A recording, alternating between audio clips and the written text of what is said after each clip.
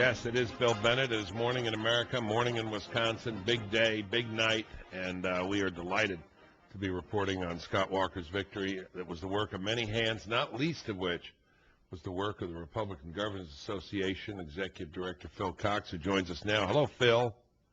Good morning, Bill. Great morning for America and Wisconsin. Yeah, absolutely. You guys take a lot of criticism. People say you don't do this right, don't do that right. I think that it's, whatsoever things are good, whatsoever things are true, think on those things. You deserve a lot of credit and a lot of praise. Well done, sir.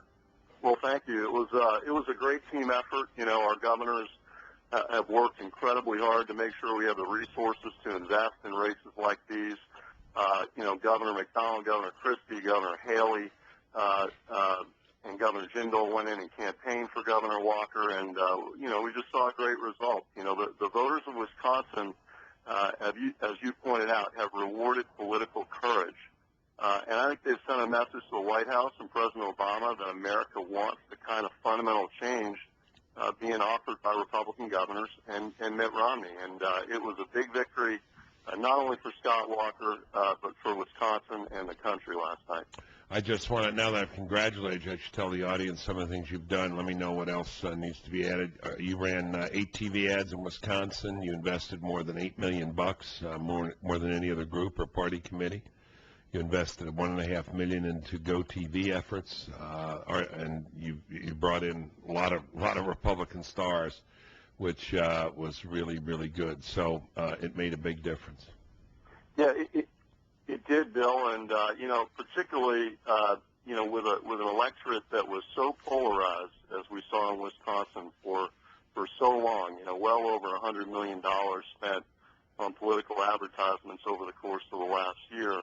That GOTV effort, that Get Out the Vote effort that you mentioned and referenced, $1.5 million on the ground, was incredibly important, motivating our folks. And we really saw, and this was a team effort on our side between the RNC, between groups like Americans for Prosperity and the RGA, and obviously the Walker campaign. We saw the mechanics of our Get Out the Vote effort work, and I think it's got to be cause for concern, for the vaunted Obama campaign. Yeah, no, I think you're absolutely right. I don't know if you're aware of this. We get an advantage. We get up before we go to bed, Phil. We get up at 3 in the morning here to do this show. But this is very interesting, and we just reported this. In addition to Wisconsin yesterday, 2 California cities embraced pension cuts big time. Did you know about this? I did not. That's great. San Diego and San Jose. Landslide was even bigger in San Jose. All precincts counted 70% were in favor of Measure 8, and that was to reduce the pensions. California, for Pete's sake. So the public is, distressed about this, knows how much money is being spent in these public unions, and wants to do something about it. Wisconsin was obviously the capstone, the flashpoint here, but looks even like California's figuring it out. The government unions have said that they're going to spend $500 million this cycle. They've also said that Republican governors are their number one target. And there was no bigger target than Scott Walker. Obviously, the government unions initiated the recall, spent tens of millions of dollars trying to take him out. And the reason is because Republican governors in states across the country, as you pointed out, are taking on the tough challenges. They're balancing budgets without raising taxes. They're tackling education reform, tax reform, pension reform. The kind of leadership we've seen in the 29 states with the Republican governors, and with the support of your leadership, we're going to see that kind of leadership in more states this year if we can pick up more governors. Tell us who's next. Where do you think it happens? We saw John Kasich obviously try to do many of the same things, Phil, that Scott did. He didn't succeed. I know he's going to try again. Well, who's the next governor or 2 or 3 who are going to do some of the exact same things that Scott did? Who's he inspired, you suppose? The good news, Bill, for us is, there are, I think, nearly half the states in the country have strong right-to-work laws. And you'd not be surprised that most of those states are Republican governors. But I think, Ohio's one. We saw obviously some reforms in Indiana under Mitch Daniels recently is another one. So we'll see where the fight goes next. But I can tell you our governors, they're not job done. And we've got 12 more races this year.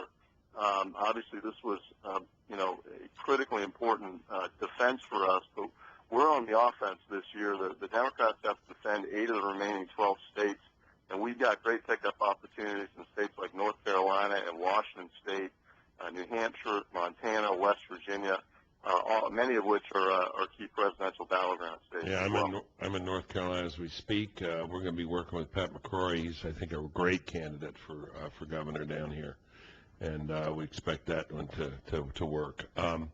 People called earlier and said, keep an eye on Tom Corbett in Pennsylvania. It's been relatively quiet, but he's very strong, and things could happen.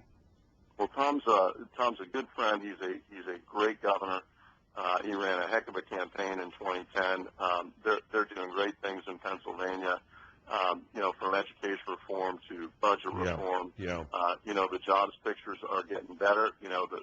It's interesting. Governor McDonnell, our chairman, great governor of Virginia, cites this statistic a lot, and I think it's telling. 7 of the 10 states with the lowest unemployment are states that are led by Republican governors. I don't think that's by accident. No, I don't think it is either. One of the interesting things that we find, Phil, is that even the situation is so dire that even some of these Democrat governors are taking a page from our songbook. We noticed Andrew Cuomo talking about the pension issue, Governor of Rhode Island talking about this too. Reality does make a difference at the end of the day, doesn't it? Well, yeah, and I think they've got great examples in the Republican governors that are enacting these reforms, and voters are rewarding them. Yeah. The biggest example was last night, and can you believe that margin? I mean, what an incredible margin the voters of Wisconsin delivered, and not only for Scott Walker, but for the kind of change our governors are trying to enact across the country. So when you see governors in New York or other states, Democratic governors that are trying to do similar things. I mean, all these governors are facing essentially, the same fiscal environment. They're facing the same challenges. It's whether or not they've got the political will and the courage demonstrated last night by Scott Walker to really take on these tough fights and not take the can down the road to the next generation. No, what that's we say right. a lot is our governors are worried about the next generation, not just the next election. Yeah, so you're great. It's a great point. We've seen this can being kicked down the road any number of times, and we've seen it in commercials. Somebody, maybe you guys ought to do a can being kicked in the air and Scott catching it and saying we're gonna deal with it right now. That's a great idea. Anyway, you did great. RGA did great. We're proud of you. What a great organization. Really, it's always very impressive. Let me come to the next meeting. Love seeing you guys and working with you. Phil, thanks so much, and I appreciate all you do. All right, you're very welcome, Phil. Well done, sir. Bye-bye. Thanks.